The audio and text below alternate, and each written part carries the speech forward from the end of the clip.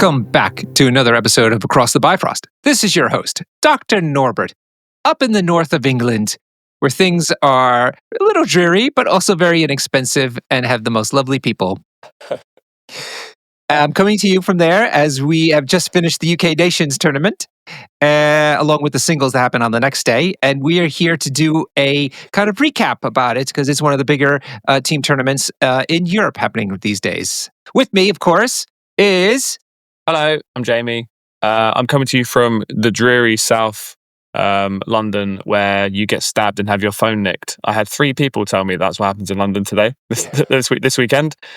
They asked me where I got my my Deadpool proxy model from, and I said, "Oh, it was a prize at one of our London events. You should come down. It's the only place you can get it." And they were all 3 of them were like, "I'm never going to London ever." So the north-south divide is very strong still. It's good. That there's a very specific that those two things that you said about what's bad about London are very specific and may have something to do with a certain person's party doing certain kind of smash of London security, or you know what I mean. Are you getting political? Yes, I'm trying not to, but I'm struggling here because the only politics I want to deal with are the Sokovia Accords on this podcast. All right. Yeah, let's leave it at that. But that is remarkably specific reason not to come to London, which echoed some populist rhetoric. But here we are. You should, and you don't need to worry. I've only had 2 phones stolen. I've only been stabbed once. It's not that big a deal. I've lived here my whole life. It builds character. Yeah. It's a fun story. Exactly. How else are you going to pass the time? Yeah. So Jamie and I, we are doing our, traditional. Oh my God, can we summon enough energy after a major weekend event of gaming to do a podcast? Us deciding that our recording day is Monday is the worst decision we've made on this podcast because we keep going away for really long weekends, and then we got back to work on Monday and realized we haven't actually had any time off, and then we go straight into recording. Yeah, but here we are. It's why our voices are croaky. It's why you're drinking whiskey, and it's why I've got bags under my eyes. I want to thank the Irish for bringing me, in particular Rory. Rory brought me, what they do is they bring themselves a bottle or 2 of whiskey from, because it's duty free now, since we've had another Brexit benefits. I mean, it's just, they keep rolling in. And, and so they bring them, but they can't bring them back because, of course, they can't, they're not checking baggage. And so I become the inheritor of whatever's left. That's a good deal you got there. I love my deal. It's so nice. So yes, I want to thank them, everybody, for that consideration, and I am enjoying some tonight in honor of them. Sláinte. Nice. There you go. Yep. So so tonight we're going to be talking about the UK Nations 2025, and this is really exciting because, as you might have alluded to in the intro, Weapon Flex, your team went to the finals and just narrowly missed winning out the whole event. So, man, congratulations. Out of nowhere. It's worth mentioning that the reason this team exists is because I didn't want to be on a sweaty team this year. I wanted to make a fun team with just my pals, and then we accidentally got into the final. And we lost to Raging Egos, who we should shout out. 5 very, very good players. This is probably the most stacked team. Let me take away that caveat. This is the most stacked team we've ever seen in MCP. 5 players this good have never gotten together on one team. Yeah. To put it into context, Weapon Flex, we do okay. We're pretty good. We're not bad, but we were playing, mostly for fun. Our highest ranked player is ranked 263 on Longshanks. So 263rd in the world is Tom. Oh. And the worst player on Raging Egos is 63rd. In the world. So that entire team is in the top 100 players in the world on Longshanks. So it's an absolute super group. So just to get to the final, we'd already considered a win. For sure. And nothing else mattered after that, really, to us. If you want to see some photos from the event, in particular the finals thing, I've posted those up into the Across the Bifrost other events or the UK events channel, one of those 2. And go ahead and take a look at those photos. It's a lot of fun to see you guys there, especially when you're all lined up before the finals started. Yeah. How'd you guys do? We did great. I was on well, I'm not allowed to say that word anymore, but that word, not sweaty, not wet, in between team. And You were trying hard. You were trying relatively hard to win. yeah, well, yeah, I think so. But in the spirit of camaraderie, I mean, so basically, this is the famous Second Breakfast Club. They have a regular group of people that go to get events together, and they're mostly there for the camaraderie, but of course, want to actually try for it, not just show up and roll dice, kind of a thing. So, Yeah. and I was an honorary member because, Nice. yay, yeah, because one of their members, Archie from Cable's Conquests, was off at a wedding, so he couldn't come to this, and so I came in as the honorary member, and they said I fit right in, so that was really nice. Yeah, that's cool. It's worth mentioning that they're called Second Breakfast Club because I think most of them, or at least the originators of the group, will come from Middle Earth. Mhm. So it's Lord of the Rings reference. So they're cramming that into MCP, which I really like. Yeah, exactly that. So we came out of 16 teams, we came eighth. We were Nice. in eighth spot. We were very happy with that. Yeah. Yeah. 2-2 in terms of the rounds, whereas you guys went 3-1, and of course the Raging Egos went 4-0. Yeah, there you go. Yeah. Can we talk about the format? Yeah, so let's do that. So the format is a bit more restrictive than many team tournaments that are out there. So first of all, it's 16 teams, 5 players each, and it's 4 rounds, so you get a clear winner. What's not unusual is that across the team, you are not allowed to replicate any characters. So every character has to be different from across all 5 players. What becomes then more restrictive is that you can also not repeat any team tactics cards. And you have to take all the crises that exist in the game before you're allowed to start doubling up on them. And you can only double up on them. You can't triple up on them or more. And so it's a proper, what you couldn't consider a singleton or a true Highlander event, except for the crises, and that's only because there's not enough crises to make that happen. And so this leads to quite a bit of planning ahead of time and a lot of horse trading and a lot of testing, which makes it a really fun experience. I mean, I think a lot of these teams get together 3-4 months easily ahead of time and then spend that time testing stuff out, deciding on their affiliations, then tweaking those affiliations to start horse trading characters and cards. And it's particularly hard.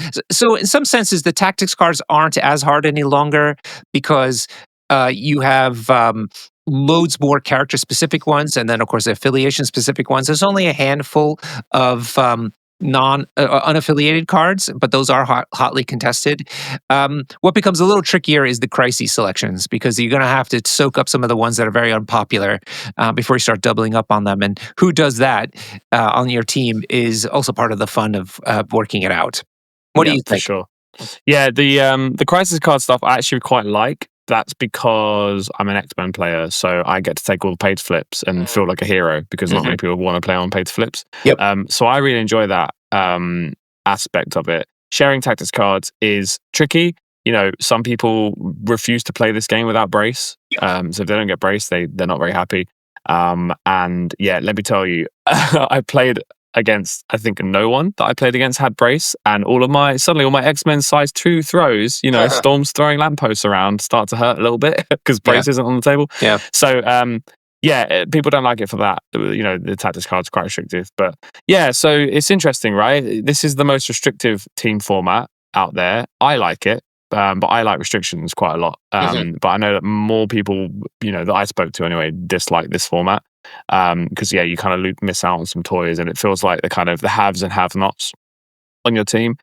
So maybe there's a world where the Across the Bifrost Team Championship in January, it's characters only, so you can have anything else you want, right, completely unrestricted. Maybe there's a world where we restrict crisis cards one day. We know we're getting more crisis cards next January. Yep. So maybe there'll be, maybe there's a different world. I don't know. There's something in the middle. Sure. But yeah, it's super interesting. And me and you, we've always said that the fun of these events are the months building up to it. I agree. Where you're building your teams, right, and you're talking with people. There was a heated argument on Weapon Flex. We all fell out for a couple of days because of someone arguing about Dr. Voodoo. So yeah, that's the fun of the event. I think is all those conversations. And I love, when I play MCP, if I'm playing competitively, I tend to play the same list I've been playing for like 3 years. Like I want to play Storm X-Men, I want to know it like the back of my hand. So these restrictions make me change stuff, and I really like that. So I'm suddenly playing with only one restricted card, and I've got Rhino in, and in testing it was like, oh, maybe I should try Gwenum, maybe I should try Wrecking Crew, like these characters that I would never touch normally. And also, less so now, but in previous years, I would start seeing characters on the table across from me that I would never see usually, right? Yeah. There's a ton of characters, so I'm one of those mad advocates that I want to see 7-person teams so that we can get back to that, because you'd start seeing characters that you don't see very often, and I think that's great. So yeah, it's really fun it's great for the game, because it means that in every game you're not seeing Shang-Chi and Beta Ray Bill and Namor and all those characters. So Yeah. it's really fun. Yeah, so I'll comment on my point of view on on the back of your comments. First of all, the WTC follows the ATP Championship format as well, whereas just the characters that are restricted across the team. So there is some synergies there that are important to note. I also think that Brace is something that is actually baked into the game right now. What I'm trying to say is let me start with the philosophy. My philosophy is I would like to have a team dynamic where, like you said, there's horse trading and people working out with each other, how they're going to do things. On the other hand, I don't want the game to get so warped that it's not playing MCP any longer. Yeah. And that's why I feel like restricting the tactics cards, which in effect is in many instances just the talking about Brace, is not good, because the game is designed, like it or not, around Brace. The way that the terrain rules, throwing rules work, and how much damage is involved and everything. Brace is just, and there's so many throws now, either terrain or people, that I just feel like not having that is problematic. Like if nobody had it, sure, but somebody in the team typically takes it, and so there's that issue. Also for the crises, it's the same thing. Now you're playing on not just in unideal crises, but you're kind of smashing them in there and potentially not having a good time because of that, because what your team just doesn't work on that, but somebody had to take it and you're kind of the best fit for it. Yeah, I'm just not as big a fan about that sort of stuff. Obviously, I went to this event and enjoyed myself, but I much prefer how we've set up the ATP Championship in January, and for obvious reasons, it's our event. Yeah, it's definitely interesting. There's pros and cons, and I like what impact this has on the pairing process as well, which actually maybe we should move on to now, talk about pairing. Yeah. So I'm going to take this one because I think I smashed pairing for my team, Nice one. and it's because I've been on a team with Ollie Lowe for a few years, who is the absolute pairing master. I don't understand how he tried to explain to me what his method was for mastering pairings, and I didn't understand. So, but something rubbed off because we were really happy with ours. But basically, how it works is at this event anyway. It's worth mentioning that it's different. Almost every team event it runs differently. And Connor Rooney did a classic, which was everybody was running the pairings in a certain way, but once you go and play Connor's team, he's running it in his own way and says that that's how it is. So everyone ends up not understanding the way it's supposed to go, so they all feel a bit different. But if you just go in, but I have to say this system is remarkably complex. Is the problem? I feel, and that's why I like the one that we've developed for the ATP Championship, because with Ollie, as a matter of fact, because it is very straightforward and moves very smoothly without any dice rolling involved. So I'm really looking forward to testing it out in January. But this is the problem with this one. It changes the way it works halfway through the process, and I think that trips a lot of people up. So interestingly, I thought this was the simplest version, and I loved it and could follow it the whole way through. Maybe I was misunderstanding it then. Well, Connor said no. Well, yeah, I mean, the other 3 teams we played all agreed with how we were doing it, and everyone walked away happy. So I don't know, that was good. But yeah, I mean, that just kind of shows you that this pairing process is a bit complex. But what it essentially boils down to is, for the most part, you can dodge a team you don't want to play.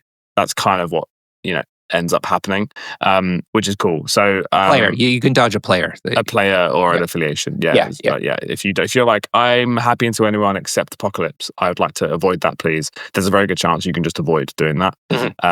I actually started the day saying, I like to play Apocalypse, please let me play Apocalypse, and ended up playing 2 Apocalypse players, so I was pretty happy with that. But I think for our pairings, we did like a crazy spreadsheet before we went in that was basically just like, everybody mark who you don't want to play on each team, and I'll do my best to avoid that in the pairings, and we managed it, which was good. And I think it's a big part of me. I was on Ollie's team a few years ago when we won Nations, and we put it down to Ollie's ability to do the pairings. It was that important. So yeah, it's kind of interesting. But I think generally, if you don't want to go too, think too hard about it, just go in and, just avoid the matchups you don't like, and you'll be fine. So that is nice, because you're already feeling a little bit handicapped in this format by not having, Brace and all that. So yeah.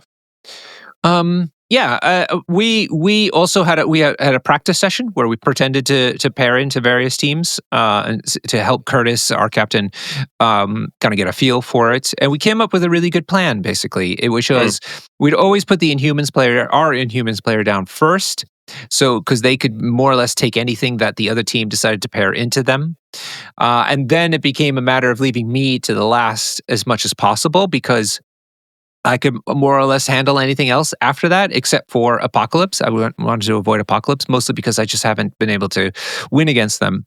And so that was the kind of the thing, the rule. And then the in between stages of that was where they Curtis and also Oliver, our Oliver, was they were thinking about what are the pairings there, not only just in front of them, but what are coming after. I think that's the important part to think about. It's just like, yeah, okay, we can pair this here now, or here's an easy way to think about it. You would say, look, here's who you could pair into. Which would you rather? And as a person, you say, well, either is fine for me. There's no problem either way. Not to say they're guaranteed wins, but it's not a major issue. Yeah, and that's when you have to think second level. Like, what? Okay, so what is that going to leave us with next? What other characters are going to have? Are those ones more particularly bad for anybody left on our team? And therefore, we need to make sure that we not make that happen. Yeah, exactly. And I think that's where, a lot of the strategy comes in, and the people that really know what they're doing can really excel there.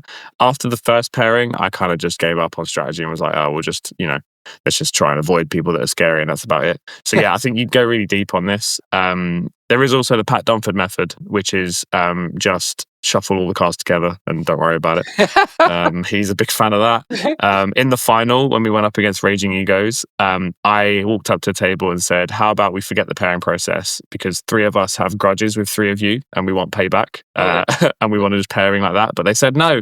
So I'm taking that as cowardice. Yep. That was our first moral victory of the final. But it's great. It's really fun, and yeah, like I say, it just means you avoid big scary matchups if you can. Yeah. So let's talk about the last round and then in the finals. Were you happy with the pairings in the end?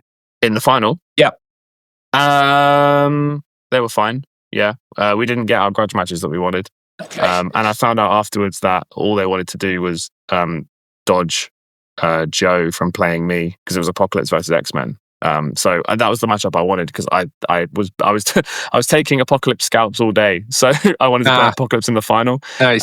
But I found out afterwards that they'd all agreed to avoid that. So, but that's cool. Shows that it was working for them, right? That was their plan, and it worked. So that's cool. So yeah, I mean, throughout the day, I don't think anyone really got paired into anyone they didn't want to play. So I think that's a win. Yeah, for sure. Okay. No, that's good. Let me quickly go back to some points you were making about the pre-tournament process, because I agree. It was so much fun. I'll just tell everybody about my personal journey. There were like 2 people in our team that already in January were locked in. Like they said, we really want to play these affiliations, and these are the kind of characters that we have in mind. Which there could be some flex, but a lot of them, the way the game's designed these days, there's a lot of affiliated characters, so you don't have to flex too many splashes. And so what I did was I went on a journey, and I wanted to. After WTC, I always like to start something new after I go deep into what I need for WTC. And so I played a different affiliation every month. I went to a tournament every month with that. Yeah.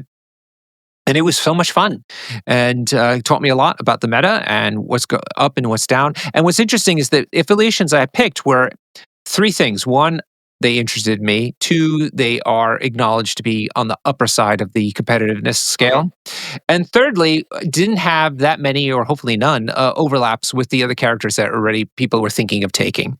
Yeah. There's a concept of good in teams. Yes, right, that people talk about. So like Asgard are good in a teams format because they just take a bunch of Asgardians. X-Men are great in teams.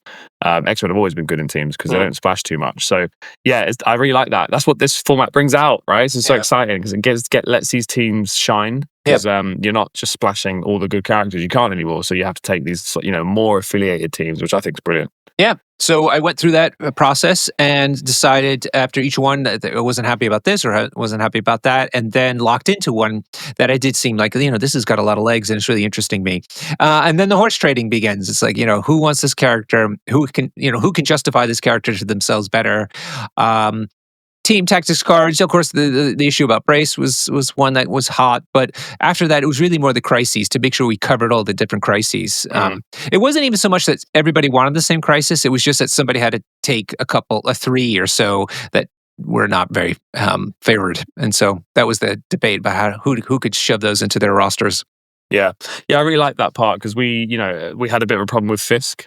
Like no one wanted to play on Fisk, so I think Tom ended up with it, and then was like, "Well, I'll take Immortal Hulk because no one has him, and he's a good Fisk character." So it's just kind of cool. It's interesting that like suddenly your list is adapting a little bit to this crisis you've been forced on. I think it's brilliant. I think it's really interesting, and it's not just because if it was completely unrestricted, you would just play the team you always play in singles, and it would just feel like you're doing 5 singles games, that are linked. So yeah, it's I love it. I'm actually the complete opposite. You jumped around a lot. I decided what I was going to play September last year. Oh, nice. I played Hellfire at WTC, and I was really sad that I wasn't playing X-Men. So I said, right, the next team format, I'm playing X-Men. I don't care. No one's going to stop me. In fact, when I invited people to join Weapon Flex, it was under the proviso that I was playing Storm. I was like, I'm playing Storm X-Men. If you want in, you got to fit around that. So I've been playing it since January. Obviously jumping off for all of my weird badge adventures, which we talk about a lot on this podcast. But yeah, I'm a complete I'm monogamous to a team, so I'm locked in, and it's all about just like the final couple characters might swap, but I'm always playing that one team. So yeah, we've had different journeys there. Yeah, exactly. And mine's usually more like what you did, but that was also because I chose somebody like X-Men. I think you get a bit of a pass because, as you mentioned, it's not as much overlap, although there's more now with the Apocalypse players. And so then in the past, I've always picked ones that were not overlapping anyway, and so that was fine. But this time I was overlapping quite a bit in a number of different affiliations, and so I had to figure out what to do. And so it was a different journey for me, and it was fun.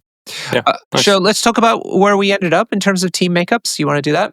Oh yeah, let's do that. So I've mentioned as well, I want to throw this out there before we start. Okay. I actually think that these kinds of episodes for MCP podcasts are the most boring ones. So I'd love some feedback from people. Are you interested in hearing about our games, our teams, or events, even events we go to? I know this is kind of a character, usually a character box review podcast, which we both love doing. But yeah, let us know what you think of this, if it's useful, or if you want to hear more of this or less of this. We won't be upset. I'm interested to know what people think. Cool. Okay, so you want to go through the team makeup? Yeah.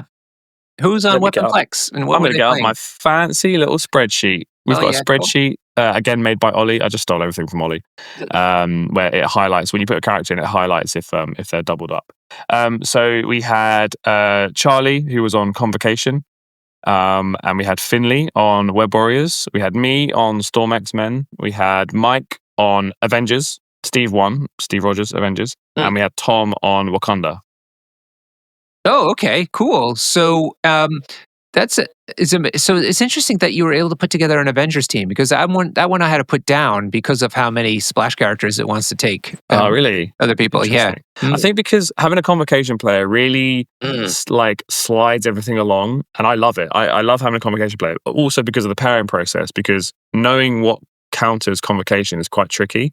There aren't many hard counters to them. So the pairing process, we always put our Convocation player down first, thinking that they could ever put 2 teams into it that they don't like. So Charlie's always safe, and Charlie will then pick someone he can beat. And Charlie went 3-1 for the day, so I think that worked nicely. But yeah, having a Convocation player, they basically go, quite affiliated, and don't steal many characters. So then that leaves the other 4 to have way more space. Then having a Webs player, which some people think you shouldn't have a Webs player on teams because if you can put Spectacular Spider-Man elsewhere, you can put, Miles Morales can go elsewhere, and they do amazing stuff. Yeah. So we had Finley on Webs, which means that's all locked in there. So I think once, and also me on X-Men. So that's all very affiliated. Wakanda is very affiliated. So it meant that Mike basically had the rest of the game to choose from. Yeah. Wow. And Mike was kind of the last player to lock in, because he was just messing about with a few different things, jumping around, and yeah, like we say, he just had every other character to choose from. I don't think Mike had any troubles finding a team. So that was kind of interesting. Yeah, that's interesting how you went for a very locked in, like they are self-sufficient type of affiliations. It's also worth noting as well, because people I speak to who don't like the team format, they will joke like, oh, I can't play this game without Brace and Shang-Chi, and we're a collection of players that don't really play like that. Like, we get a bit bored playing the kind of, number 1 models in the game. Yeah. We'll splash them for sure. We'll chuck in like a like a Immortal Hulk or a Gorgon if we need to. But we prefer to play, very affiliated. So it meant that there wasn't too much. I think basically what I learned is that your team needs to be on the same vibe with that aspect, right? There are some players that won't play this game if they can't splash X, Y, and Z character, right? That's a shame. And maybe they should be on a team with people that don't care, or so they can just give them all the characters. It's different. It's an interesting balance. Yeah, I don't know. The game is so big these days. If anything, being forced to try this stuff out is fun for me, because then 100%. And I feel good about it because it's not only new and exciting to try out, but I'm doing it for the sake of the team. I'm being part of the team and helping the team succeed, and so it feels like you're actually contributing even more than just having a good game. Yeah, exactly. I'd recommend, before deciding who's on your team, obviously go with your buddies. That's plan A, is just go with your friends. Plan B, I would almost like pick your teams before you decide, pick your squads, your rosters. Because like me and Finley, before we decide, I said, look, I want to be on a team, but first, are you going to play Web Warriors or am I? Because we're both the Crisis players. And if Finn had said no and wanted to play something else, I'd have been playing Web Warriors from January. So my whole year has kind of been chosen by this team format, and that's how much I love the format. It kind of said like, okay, I should be practicing this and not this. Yes, yes, and I love that. I really enjoy that. It means like you go to events and play, and that's really fun, and people should do it more often. But it also means that you're preparing for something else. There's a reason behind it. And if you go to an event and lose every game, you're like, well, I've learned that I don't like Inhumans, so I shouldn't play in the team format. So it gives you like you're investing in something else, that comes later. 100%. All the tournaments that I played in were, like I said, when I was searching for an affiliation, where I was moving in, so I was unfamiliar with the team, and I'm a kind of person that needs a lot of reps to get it comfortable with something. And secondly, then when I locked in, I also locked in with the less than ideal set of team tactics cards and crises on purpose, even though I didn't have to, just to make sure I could take on anything. Which is actually a harder deal, because remember, in the team tournament, other teams are under the same restrictions as you are. Whereas if you bring a kind of team-tuned roster to a singles tournament, nobody else has got those restrictions, and so they're taking all the good stuff. That is a slight drawback. I went to a few events without brace, and was like, okay, this doesn't feel great. So there is that. You do need to make a little bit of a sacrifice there, or if you just focus on the models. But hey, if you're preparing for the Across the Bifrost Team Championship, you don't have to. You can you're just taking characters. That's right. So. Yeah. And I want to remark on your team, because you actually took along Phoenix Unleashed to a major event. No, don't give me the credit for that. It was for the singles event on Sunday. Oh, okay. No, yeah, I wasn't. I was considering it. I was going to. I promise you, I was going to, just for the memes, just to be like, look, she's here on the table, and never play her. That was the plan. But then Pat Dunford actually talked me into doing an X-Force like dual affiliation thing with X-Men. So I needed all 10 slots. But no, yeah, I was going to take 9 characters and then put Phoenix in just to say that I did. That was the original plan. Okay. Nonetheless, though, on Saturday, I heard you say you did play her. I saw you playing her on Sunday, rather. On Sunday, yeah. Yeah, and you've now got 40 games under your belt. So yes, I've played 40 games with Phoenix. Yeah, Phoenix Unleashed. Yeah, I write down whenever there's a problem or something I don't understand or something that I think is a bit weird about the character. I write it down. So I have about 4 pages of notes so far after 40 games. So I want to get to 50 games, and then I'm going to kind of sum it up. And I don't know, maybe we'll do an episode on it. Yeah. So let me tell you though, 38 games, and I was like, yeah, she's terrible. Usually, everything everyone has said about her, they're right. She's awful. And then I played 2 games at the end of Saturday, and she won them for me single-handedly. So now I'm very conflicted, and I'm rereading all my notes to try and try and fix it. So you're just locked in now. Now you're in her mind. You understand her. Yeah. What it was, I thought this was a fun thing that I was doing, and then a bunch of people on Sunday, including Pat Dunford, were like, "You've probably played more games with her than anyone else in the world." And I was like, "Oh God, yeah. I have to keep going with this so that I can be the only person that's mastered her and figure out what's wrong." Yeah, it's been fun. Okay, my team makeup was Ollie on Defenders, Dave Miller playing Inhumans, Harry playing X-Force. I was playing Criminal Syndicate with a dual leadership thing between Daredevil and Kingpin, and Curtis was playing Wakanda. Nice. So should we just do really brief round recaps for each of our teams? Yeah. Oh, well, hold on. I want to go back to your team. So Okay. you've got defenders. Ollie's on defenders. What flavor of defenders is that? Yeah. He took Daredevil and did he Oh, just Daredevil. just Daredevil? No. Cool. Yeah. And Ollie got the Namor and Shang-Chi. I heard about this. And Brace. Yeah. Because I heard people remarking on that list, being like, this guy got everything. Yeah. What did he do? What was his record in the end? Let's see here. He got 1 win. 2-2. 2-2. Huh. Okay. There you go. That's okay. Yeah, he got all that stuff because of he made good arguments for them, and like I said, I ended up just working around that. So I didn't bother trying to pick an affiliation that was going to really compete for those characters. I just picked an affiliation that wasn't going to compete for them for the most part anyway, and still worked out. Yeah, nice. Any other thoughts about our composition? Well, I can see why you don't have an Avengers player. Because Ollie's defenders has a bunch of has like Hulk, right? Yeah, Hulk and Harry Shang-Chi, took Lady Jane as well, which is common. right. X-Force Flash Splash. X-Force Flash. Yeah, Harry's been doing a lot of work with Jane in X-Force recently. Yep. Yeah, pretty cool. I mean, I like it. Let's go into your list. You're the guy that's here. Let's talk about your list. Was this Shadowlands Daredevil? Yeah, so it was leaning more heavily on the Shadowland Daredevil side of the equation compared to Kingpin. Having said that, I ended up playing Kingpin twice over the weekend and twice with Daredevil, and that strictly came down for the most part to the Crisis selections that came out from the draws.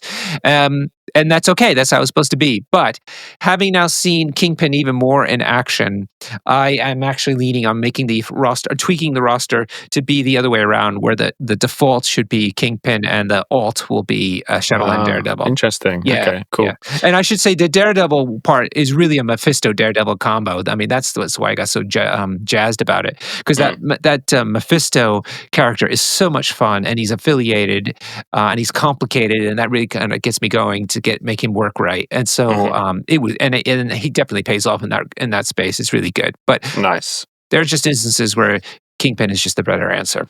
Yeah. Do you ever do any Mephisto deals? No, I don't do that one. No. It's a shame. Yeah, those cards are so fun, but yeah, they're just on the cusp. But they just they just don't fit in the 5. There's other that are just more important in the 5. I mean, criminals have incredible tactics cards, right? Yeah. Game winning, right? Yeah. So that's fair enough. Yeah. So okay, cool. So ask us questions on our Discord affiliation channels if you want to know about our rosters and yeah, let's talk about yours really quick, because you did say it was a mixture. What was the mixture? Well, mine is just it's Storm X-Men all the way. And do you know who my MVP was? Iceman. Oh yeah. We as collectively as an MCP community were so wrong about Iceman when he came out. People said he was terrible. Iceman won every game that I won. My 3 wins were literally just Iceman, and it was because we were on wide maps, wide pay to flips, and I would just send him off to their pay to flip at the very start of the game. He just stood there and just slowed everyone, and eventually just died, but everyone around him was slowed, and I just pulled all the extracts to the other side. It was incredible. He was amazing. So then Pat rates him as well. He plays him in APOC frequently. God, because he's a horseman. Is he better? He's a horseman. It's amazing. I can't wait to play him in Apocalypse. The big one to shout out here is Toad. So we had a lot of discussion on our team about who gets Toad. So our Web Warriors player, Finley, didn't actually get any 2 threats, which is a huge no-no for Webs. Because Wong went to Convocation and Toad came to X-Men. So we went back and forth on it a lot. But my case for it was, Toad's been nerfed now. He's gone down to 4 health, so he's easier to kill. He doesn't have the push on his builder anymore. So he doesn't help the Web Warriors plan, but he does do pay to flips because he doesn't need to push them off. He can still flip stuff. And then Xavier's Dream, allowing him to stay alive and slippery, is almost game winning. So that was my case. Finley completely agreed. Thankfully, we're both Crisis players, so we understood. And every single game I played Xavier's Dream on Toad round 1 or 2. And every single game, he kept the extract until the end. Oh, nice one. So I think I was justified in that. There was one game where Apocalypse came in to Toad, one-shot him, but I Xavier's Dreamed him so that he could sacrifice backwards Apocalypse then attacked him again. I sacrificed into Iceman, who then got one shot, and Toad activated and ran to the middle of the board and held that for the rest of the game. So I think that this officially makes Toad an X-Men character now. In my head, he's X-Men affiliated because he needs Xavier's dream to survive now. Wow. Hey, so when do you flex into X-Force? That is just insurance. That's just in case the pairings have gone terribly and I end up in a fight in the middle. And I think Storm isn't as good anymore. Back in the day when we had exceptional healing to keep us alive, and Pyro, Domino, and you could do like root and slow and kick them while they're down. I felt a lot more comfortable playing Storm into fighty teams. So like if someone sends a Malekith your way, you can root and slow them. And incinerate them with Domino and then kick them while they're down, and you get like insane damage into them. And I wasn't so scared, but now kick them while they're down's gone. I don't do that as much. So now it's like, Cable's phenomenal, right? We talked about it in the car, didn't we? We did a long like ranking of all the best 5 threats in the game. Yeah. And we landed on King T'Challa, but right behind him was Cable. Yes, right? correct. So Cable's phenomenal. And Colossus. What a world we live in, by the way, that Colossus sees the table and I'm not worried about it. Yeah. Like, it's awesome. He's awesome now. He's so good. I had a game where Colossus was fighting Gambit and I had to pause for a moment and be like to my opponent, isn't this cool? These guys were unplayable a year ago and now look at them. They're having a great time. So, so I take Cable, Colossus, and I've got X-23 and Domino, and that is basically an X-Force roster, right? Yeah. Did you end up using them that way? I didn't once. No, I think because of the pairing process, I basically dodged all the fights. I played all the other Crisis teams, so I was pretty happy about that. So but it's basically if something goes wrong and I end up in a fight, I will just go to X-Force and pray. Okay, cool. All right, since you just finished speaking, let me do round 1 for my team. We played into the underpowered scoundrels from For Mediocre Syndicate. Formorth is just the X-Men's Fleshlight. Okay. Such a big team name. Underpowered scoundrels. These guys were fun, though. They had matching team shirts. They had matching team dice rollers. There was some other aspect of it, but they were clearly you could tell they were all on an interesting team together and kind of looking. So, I think they were local to the Stockport area, which is near Manchester. Yeah. And so they were super fun guys. And so we got paired into them, and I got paired into Jonathan Buchenfeld, who was playing an X-Force team.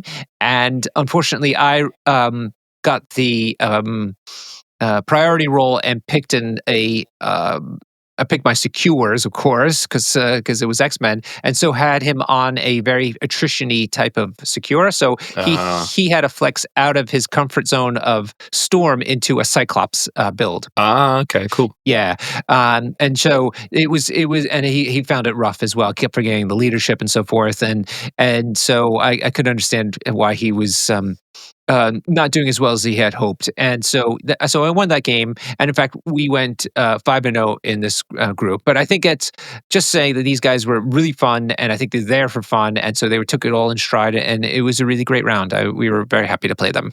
Great. That's cool. Great first round to have a fun team. Yes. Everyone's laughing about stuff. That is the best way to start the day, for sure. We were very lucky in that regard. I was, because it's that first one that you really kind of get all the jitters out of you one way or the other. And so it was, we were lucky in this case in that it went our way. Nice. Yeah. Okay, let me flip over to you. And you played? The Elementals. Ooh. So this was scary because they're named after the store we were playing in. Yes, right. Another local I was like, group. oh my God, it's all the locals. They're on home turf. They've probably had this team planned for the last year. But they're really cool, really great guys. I had a great game against Nigel, who was playing Brotherhood. There was an interesting moment in the pairing process where they put down Nigel and we had the choice. Who had the choice? Someone had the choice. Basically, it was me or Mike that were going to play Nigel. Okay. And I said, I don't mind going into Brotherhood because I've played loads, they're mutants. So I know lots about Brotherhood. They shouldn't scare me too much. Mm-hmm. And Mike said, but wait, you don't have Brace into Magneto. And I was like, it's fine. He won't play Magneto. No one plays Magneto anymore. It's all about Mystique. And then we went down and he played Magneto, Exodus, Oh, wow. Colossus, and Blob. I was Oh, like, wow. oh my God, I wish I had Brace. But no, it was brilliant. We had a really fun game. It was on Mutant Madmen, and there was a hilarious moment where Blob, he waddled up to a home point as he normally does. Storm went up round 1 and just had a cheeky little like lightning bolt attack on him to see what happened. Did quite a lot of damage. Quite a lucky hit.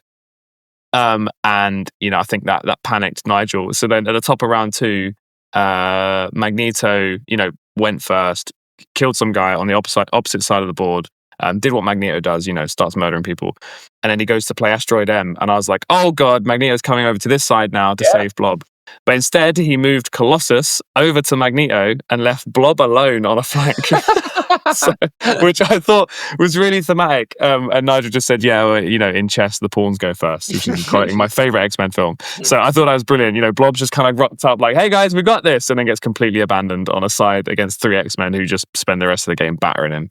So, it was really fun. But he played Exodus as well. This was my first time seeing Exodus. Yeah. That was great. What'd you think? Pretty cool. Yeah, I kind of ran away from him, to be honest. Didn't let him do much. I was just too scared. I ran with the points away. So that wasn't the best showing for him. But no, it was cool. And he used the team up card as well. And he referred to it as a second leadership, which I thought was really interesting and great. So yeah, that was a really fun game. Cool. So you went the team went 4-1. It looks like Mike dropped his game, but it looks really close, 15-13. Yeah, Mike only plays close games. He never wins or loses by big margins. Oh, okay. It always comes down to the wire. I think he was the last game as well. Also, interestingly, that brings up an interesting discussion you should have with your team before these events. We went out for dinner on the Friday night. I had a chocolate korma. Isn't that weird? Yes. A chocolate Indian korma, and I wouldn't recommend. So yes, we went out for dinner and we talked about if the games are over and we have the score for the round, and you're still playing, do you want to know how we're doing? Right? Oh, answer is no, never, no. Yeah? And you never want to know? No. Okay, so if your team is 4-0 up and you're the last game and you're sweating it, you still don't want to know? No, because you're getting practice in. You're getting, you're learning and you're starting hard. Any lessons that you learn in these rounds later on will help you, and if nothing else. And certainly, obviously, the other way around is awful when you know that it's all on your shoulders. Then the pressure, then you start thinking about the pressure rather than the game, and that throws you off. Yeah. So I'm the complete opposite. I want to know everything. So Jamie, if you're in that mode, right, and people come over and like, hey, don't worry, we've won the round. Hey, don't worry, we've won the round, and then they don't come over to you one round. Yeah. You know the answer that we're not winning, and so but no, I want them to come tell me that too. Oh, I see. Yeah, as soon as the game ends, I want to know how it went, because then I want to start doing crazy stuff. If we're losing, I want to take some big swings, which I did in the final. I started doing crazy beams that probably didn't make sense, but if the dice went well, I could have brought it back.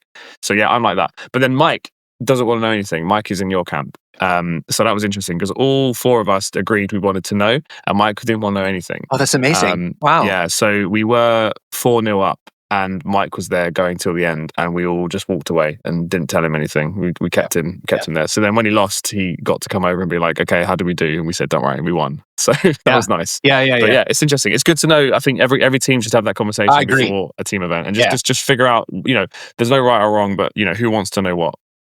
And then also, if you're the opposing team, don't do what Nick Cork did to us in the final, which is when all the games are over and I'm in a really sweaty, final game with Jim. Nick came over and said to Jim, "Don't worry, mate, pressure's off," and walked away. So don't do that either. So not everyone wants to know the results. Just walk away from the table and talk over by the bar. Yeah, exactly. Because then you kind of feel cheated that the other person then took their foot off the gas, and did you really win it if you won it? Or did they just not care anymore, and so it didn't matter? Exactly, that kind of sucks. For sure. Yeah, that sucks. All right. Right. So second round, we got paired into the Swinhuman royal family. These are folks from Swindon in Wales, and we know them very well. They're super nice. Reese's Pieces is in there. Alyssa is in there. And Lewis Marshall as well. It's a scary team. These guys very knocked good. us out last year. Round 1, they knocked us out, yeah. Oh. That was when we came up and people were saying that our team were the favourites, and Will Benson on our team put a bet on with everyone on the train and said, if we don't win Nations, he'll buy everyone a drink. And we got knocked out in round 1 by Swinhuman royal family, and Will Benson had to spend £100 buying everyone a drink. So very scary team. Yeah, they were super nice, the lovely people, and I know them well, and so it was great to play against them. But they smashed us. We went 0-5 this particular Damn. round. Yeah, it was a real bummer. Let's take a look at the games. How did I do? I played So you again. went from a 5-0 to an 0-5. Yeah, I know. Talk about a Oh roller my coaster. god, what a roller coaster! It really was nuts. Yes. So I played against Peter. Oh, he was so nice. He was such a nice guy. I loved playing against him. He was playing Steve, one of Avengers, and I have to say that I was in control of this game for 2 rounds, maybe 3 rounds, up on Mm. points. He was really saying, this is really going to be hard for me. I don't know, but then he just started racking up the attrition on me. So I was playing Kingpin. He was playing Avengers 1, and he was just racking up the attrition on me, and to the point where I didn't have any characters left. Yeah. It was really bad because it was such a big swing game. Not only swingy round, but a swingy game for me. And I ended up losing that one 17-15. Damn, that's close. Yeah, it's that's really close. hard as well, because people say that Kingpin or super powered scoundrel is a slam dunk. Yeah, Right? exactly. That's like a very, very, very good game for them. Yeah, but if you get one shot, he literally was one-shotting all my characters. I mean, literally, it was so bad. I couldn't believe how salty I get. I did hold it together. I held it together, but I did mention every time something got one-shotted. I actually have to say, Jamie, I was actually pretty under control. The salt. Great, man. Yeah, good job. The salt was mostly in the shaker on this one. Nice. Yeah, good for you. Thank you. Big smash it. We got smashed on that second round. So yeah, humbled, some would say. Yeah, 5-0 and then 0-5. Yeah, that's back down to earth. Yeah, and then stories to tell along those lines for the next 2 rounds, but we'll leave that for now. Cool. And talk about your round 2 into one of the Irish teams that came over. 2 Irish teams came over. I'm going to butcher this, so sorry, fellas. Tauta de Dananan? None? That sounded pretty Irish. I hope. This is the one with Rory in it, Jason Jensen, Mike, Marshall, Tom Dalton, and Craig M. And let's see, you guys won. Ooh, here's so scary. You won it 3-2. Classic. Yeah, real close. Yeah, so I had been, leading up to this, I'd been spending months. Whenever someone says Apocalypse is broken or Apocalypse is too good, I've been saying, no, he's not. He's absolutely fine. I don't think he is. I think he's very well designed. I think he's very well balanced. He's very strong, like very strong, but I think he's fair. And no one agrees with me. So I had to put my money where my mouth was here, and I had to take the Apocalypse player to prove my point. And I won't say it proved my point at all, because if Rory hears any of this, he'll tell you that I diced the absolute crap out of him. That my dice were perfect, and I'm talking down to the pater flips. Yeah, right. The pater flips are real good. So it was pretty decisive. So I won't talk about that game too much. I think that the big thing with X-Men and Apocalypse is, Apocalypse are the new kids on the block when it comes to pater flips. They're a very good pater flips team, but X-Men have been doing it for years. And, the Americans used to say years ago that the main reason X-Men are so good on pater flips is just because their players play on them all the time. And it just takes a lot of practice. And I think that, playing a pater flips game is completely different. And I actually didn't play on a normal secure all event. I was on pater flips every single time, which is a huge advantage for me because I've been playing it for years. Yeah. So it really helps you double down on stuff because you have to play stuff a little bit differently. But our game was very dicey, so not going to talk about it. The real funny one though was next to us, Jason Jensen versus Tom Lewis. Yeah. So Tom Lewis gets a lot of stick in our team for being so obviously the joke is we're weapon flex. Yeah. The reason we're called that is because our team is made up of gym goers and PTs and then me and Mike. So the running joke is that the muscle guys playing attrition and just rolling dice. The catchphrase for the weekend was we're weapon flex, not weapon finks. So next to us we had Tom versus Jason, and they both went 3 wide on I think it was Fisk. Yeah. So 3 wide versus 3 wide, and all the crisis players around them were like, yeah, you two deserve each other. But Tom wasn't happy about it. He likes going wider attrition now, but unfortunately he was forced into it. So their game was over in about 15 minutes. I think. Oh wow. Them just dumping dice into each other, and then I think Jason bought Tom a whiskey after that one. I bet he did. But quick, let's do a Mike Field Bay watch. Another tight game. He won 16-14. Yeah, there you go. 2 Two points. VPs in it. Nothing is decisive about Mike. So that was a close one, 3-2. And that was one where I went up to Charlie and I told him, "You're the deciding game," and he wanted to know, and the pressure was on, and he pulled it through, thankfully. So Yeah, he's the kind of guy though I think thrives under he extreme loves pressure. it. Yeah. All right, round 3. It was the second Breakfast Club going into the Blunderbolts. Oh, one of the favorites. Yeah, I'd say one of the favorites. They had lost already, obviously, because otherwise it wouldn't have been paired into us. But this is another London team, is why you're remarking on it. So this is the one with Ali Lowe, who helped us design the January pairing process. But it also has the Podfather himself, Pat Dunford, in it. Yeah. Woo! Along with Angus, the most creative MCP player in the game. My WTC captain, Andrea, and also Nice. Ed Morgan was in this team. And they picked this one up 3-2. It was so close again. No, you got to open that up. Come on. Yeah. Who got paired into who, Norbert? Who did you play on this team? Okay, I ended up so remember I said at the beginning, I said, all we have to do is make sure I go last so I can soak up anybody who they don't want, apart from Apocalypse, right? Okay, so you don't play anyone but Apocalypse. Correct. So who did I get paired into? Apocalypse. Not just Apocalypse, though. Yeah. It was, piloted by Pat Dunford. Pat Dunford Apocalypse. Likely the most, the top, certainly in the discussion of the best player in the world.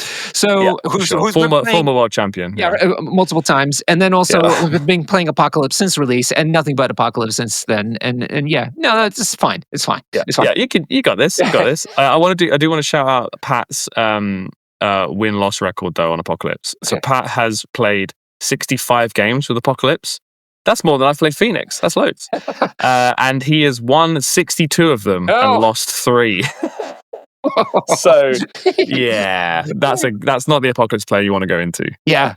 So as you can imagine, it was really rough. I did get lucky insofar as that I got the I got the priority roll, and so I was able to pick my secures, and so we got a very favorable crisis, and it was one favorable to Kingpin in particular. So Superpower Scoundrels. That's the slam dunk we were talking about. Yeah, slam dunk. And Pat pulled hammers, which isn't bad for Kingpin either. So there was really strong advantage in that regard for me, which was great. And so it was an epic game. It was really, really hard, and there was so much thinking. We spent a lot of time just actually in the tank on each of our turns, which was amazing, because if I get Pat to do that, then I feel like I've already won, even when I lose. So that was really cool. But in some miraculous fashion, I actually won this game. Hey, you did. Everyone in the room knew you won that game, because suddenly there was some shrieking and some screaming, and everyone turned around, and it was Norbert. I think you were crying at one point. Sure. Yeah. And you were shouting, I figured it out. What did you figure out? It was, so I won the game. So, okay, I won't say what the score was, because it was so tight, and he looked like he was in command at this point. His magic with War, I think it was War. Oh my Lord, does she cause damage? Yeah. She was a menace. She was horrible. So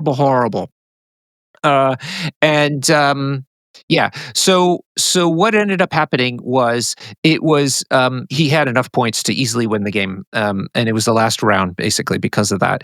And he had magic with an extract on the center scoundrel point, and he also had Gambit left to go. Okay, he had taken maybe 1 or 2 points of damage at that point, but it was still relatively healthy.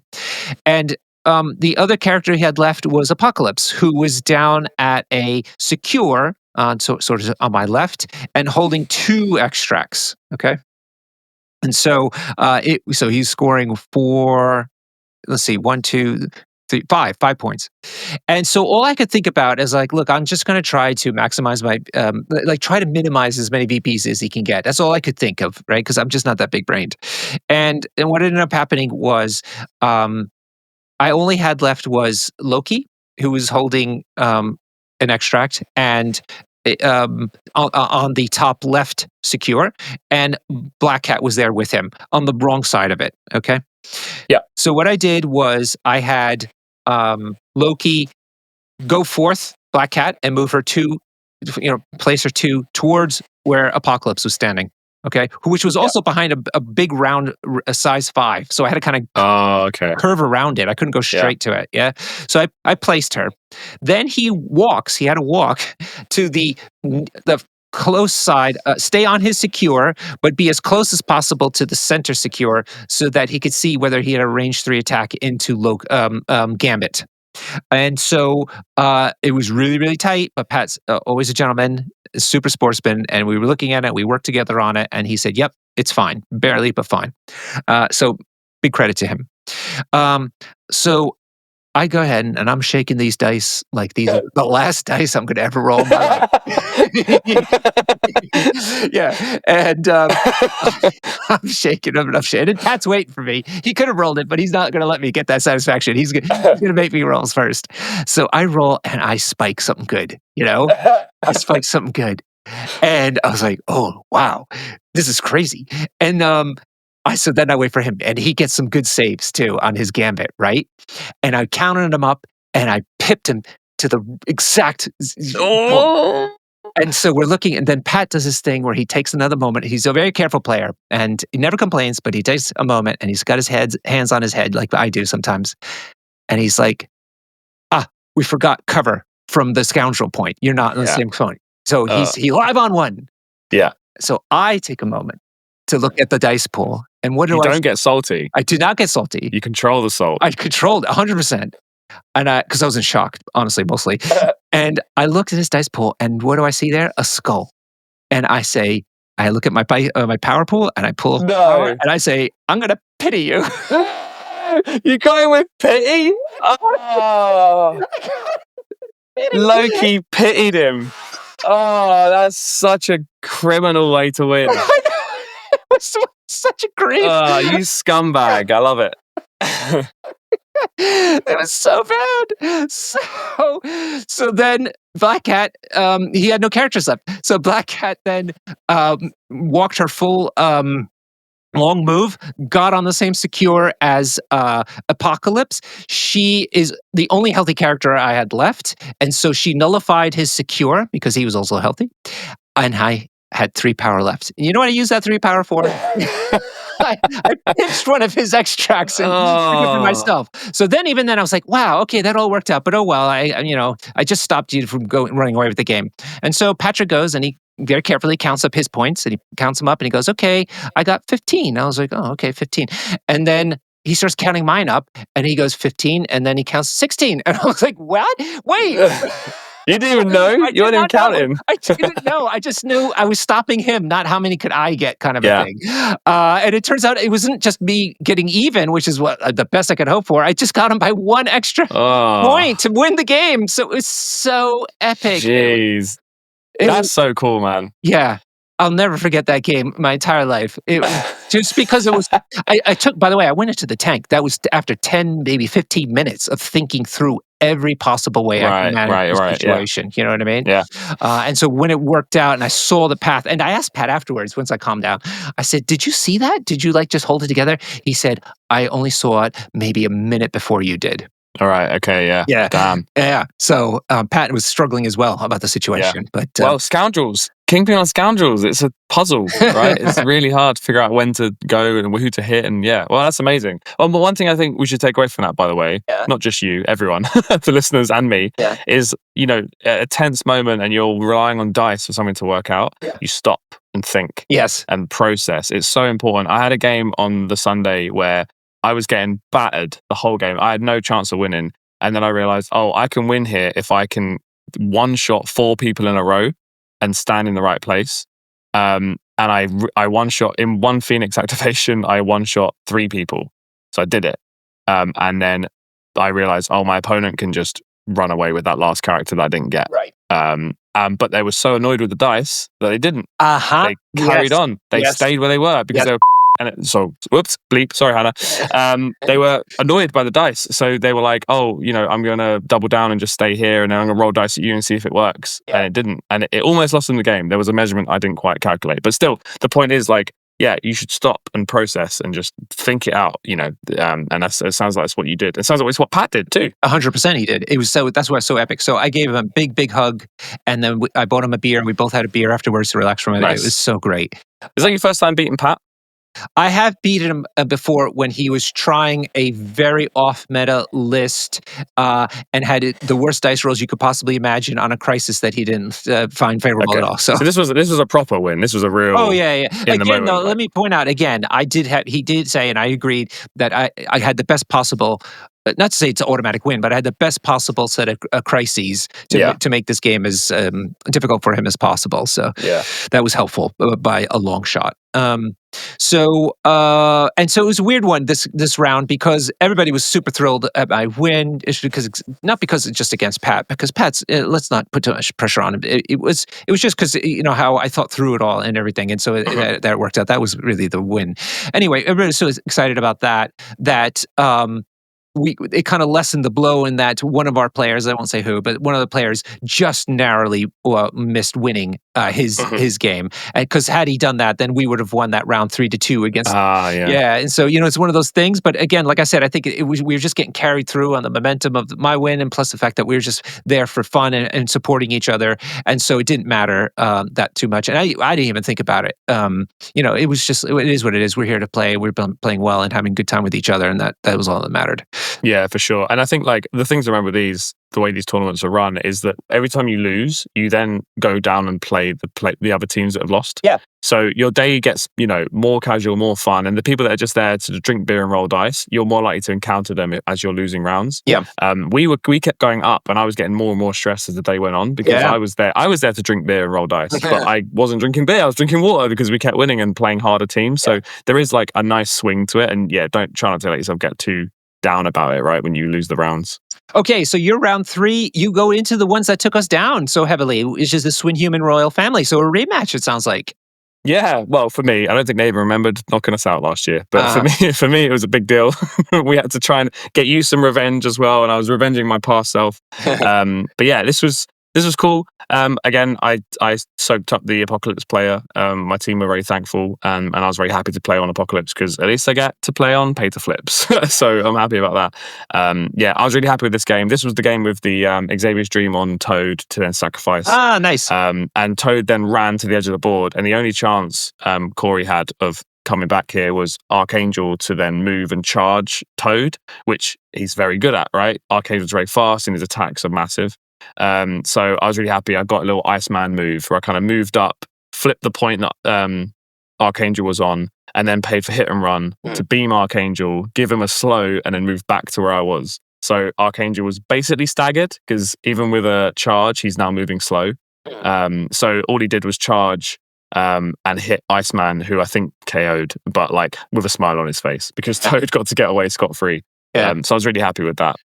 Commanding win, 17 points to 7. It's really good too. Yeah, well, it was a Toad thing. Yeah, you remember those games when Toad survived Slippery, right? And Xavier's Dream can basically guarantee it. So it's that's a pretty good point, actually. Yeah, I didn't think about that. Whoa, that's a good combo, dude.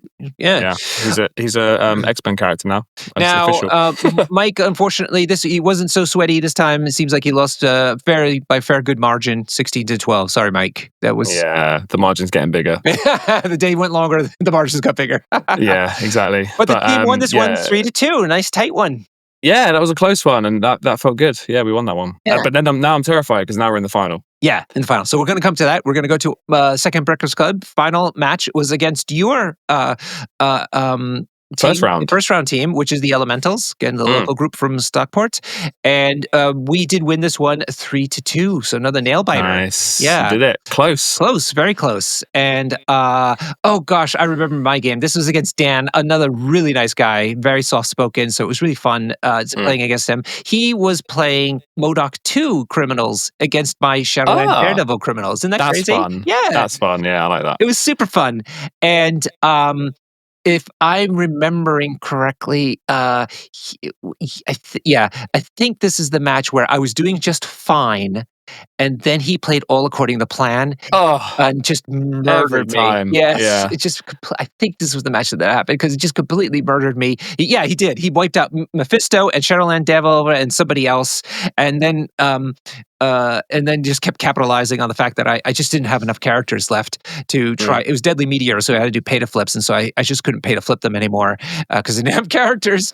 And so, in fact, I think he won this game by tabling me. I got tabled. in this game. Oh, yeah. I wondered why the score was 14-13. Yeah. You got tabled. Got tabled. Wow. By Modoc. That's great. Yeah, and what it was is he was rolling defense dice like a boss on top of playing well, of course.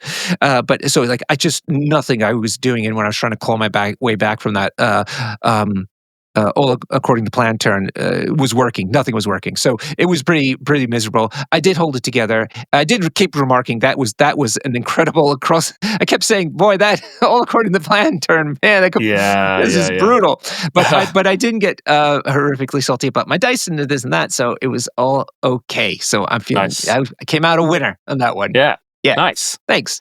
So, but yes, we did narrowly win this game 3-2, and so we went for an overall 2-2 and came in 8th place out of 16, which we were super thrilled with as the second Breakfast Club.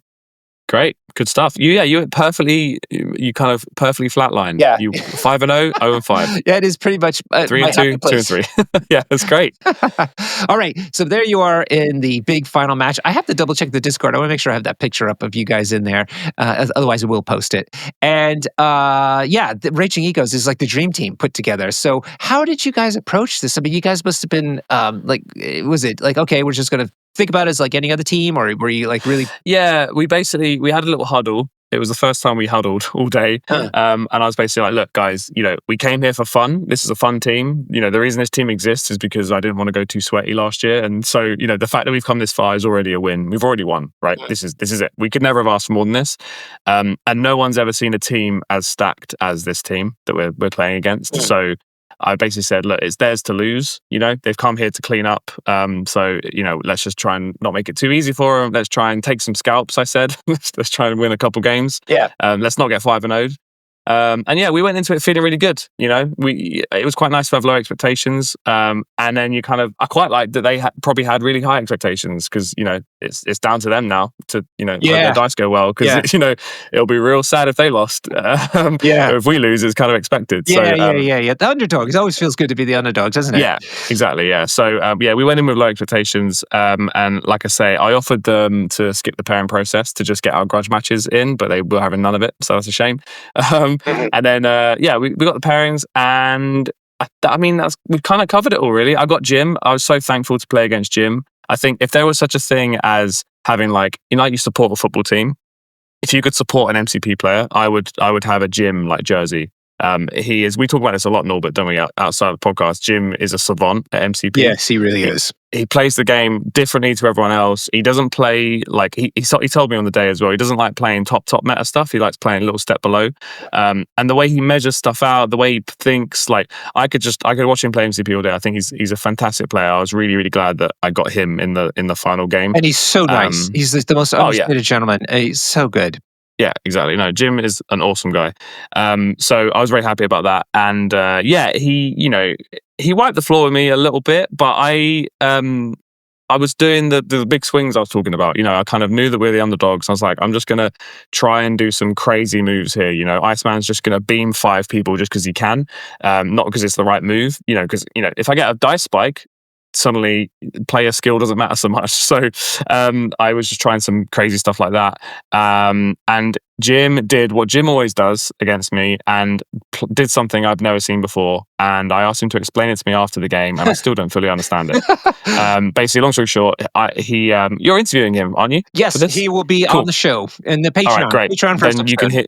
Yeah, nice. Become a Patreon. You can hear him explain it, and I'll try and explain it like an idiot. He had Spider-Woman. And it was on pay to flips, and he brought double agent. And basically what it meant was he set up a round, again, another Jim move. He set up round 1 in a way to play, because he knew he was going to play this card round 2. So Spider-Woman basically activates first at the top of round 2 next to Zemo and Namor. She plays double agent, which is basically a card that means she puts a token on Toad, and whenever Toad activates, you remove the activated token from Spider-Woman. So basically, she's going to get 2 turns that round. Right. There's nothing I can do about it, right, unless I KO her. So she activates round 1, does a bunch of attacks with full rerolls because of Zemo and Namor and Invaders and all that stuff. And then sits the rest of the round out, and then basically she'll activate again at the end and just run around flipping a bunch of points. So I thought, well, the way around that is to daze her, did a bunch of damage to her, and then I forgot that she'll have med pack.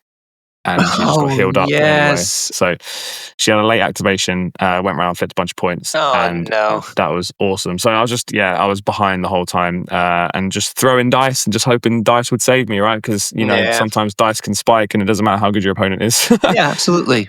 Yeah. So that wasn't great, but we did manage to get one scalp, and that's okay. We did. Yeah. We got a win. That was really tight game, though. You lost it 18-20. That's amazing. Yeah, well, it's pay to flips. It was M-Cran, which was, probably the best thing that could have come out for X-Men in that matchup. Yeah. So yeah, I gave him a run for his money, but it's still Jim Gradwell. So yeah. So yes, we'll come on to that in a moment. So who actually? Well, it looked like Tom Lewis won into Liam Watt. So, but that was your only win. You did lose that one, although some games were tight. Some were actually not so tight. It looks like. Yeah. But you lost that round 4-1. But nonetheless, came in second place, which is still really thrilling. Yeah, we'll take that. It was nice of Tony to come over. So the TO came over halfway and said, listen, whatever happens, the second place gets a trophy. So I was like, oh, okay, good. I can relax now. Yeah. At least I go away with something. Yeah, absolutely. And you got a nice little trophy to match your other trophies that you won at the UK Nations in the past. I've got a nice little trophy shelf going now. Pretty cool. Good for you, man. All right, so that brings us to the end of the day. We won't go into, there were beers that were shared. I drank some whiskeys. Another nice benefit of the North is the lower prices of whiskeys. They were selling top shelf, actually decent, not like crummy whiskeys, but decent whiskeys for £3 for a single. Whoa! Yes, nice. So I was taking advantage of that. There you go. No wonder no one wants to come to London. And we had lovely dinner as well. We had some legendary curry. Another nice thing about the North is the curries are just a second. We went to a Sri Lankan place this time, so a different type of curry than normal, which was really tasty. And then, of course, singles was on Sunday, which is a whole other thing. You can hear a lot about the sweaty aspects of what we covered here today by becoming a Patreon. Tell the folks about that.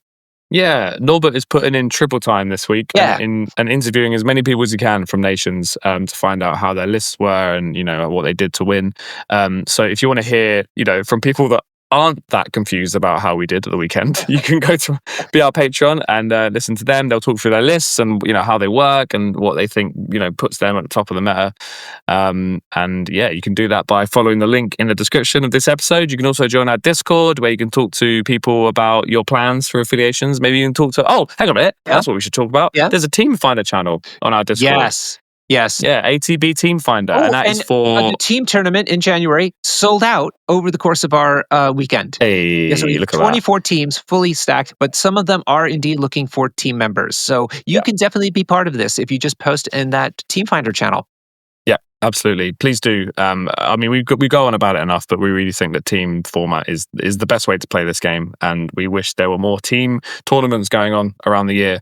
So we plonked one in January. Yeah. So to give you everybody a preview of what I got coming up, we're going to be talking to my captain, Curtis, to talk about his actually singles list on Sunday, which is his tuned Wakandan list. So if you want to learn how come Wakanda is atop of the competitiveness these days, tune in for that one.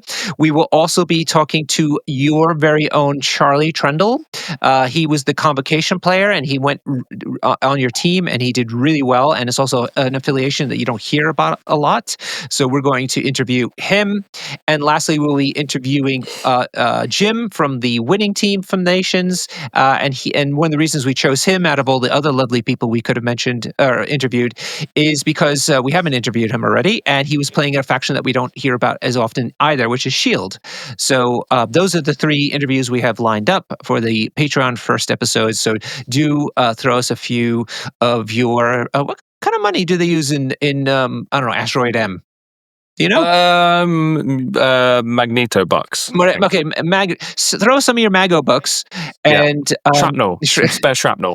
Yeah, spare shrapnel, and you could hear those things upon release, which will start happening already on this coming just the 2 days after this.